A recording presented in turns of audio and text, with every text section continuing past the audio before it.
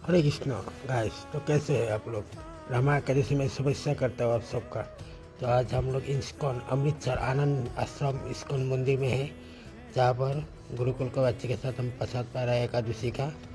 तो एकादशी का प्रसाद पा रहे हैं बच्चे लोग। यहाँ पर बनाया है एकादशी के हमारा अनिरुद्ध प्रभु है। तो प्रसाद पाने के लिए हम तैयार हैं।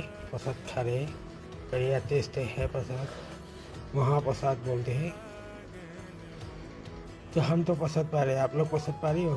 तो यहाँ पर देखिए साबूदाना का खिचड़ी है, तो क्वास और आलू का तो सब्जी है, तो मिर्ची भी है। तो हम तो प्रसाद पा रहे हैं, आप लोग प्रसाद पाइए। और एकादशी में कीर्तन हरिनाम जाप करिए। तो गाइस मैं भी जाप कर रहा हूँ, हरिनाम कीर्तन कर रहा हूँ। तो वीडियो अच्छा लगे तो लाइक करो और चैनल को सब्सक्राइब करो और कृष्ण प्लस को फॉलो कर दो। हरे कृष्ण बोलो, राधे राधे। जय एकादशी की जय।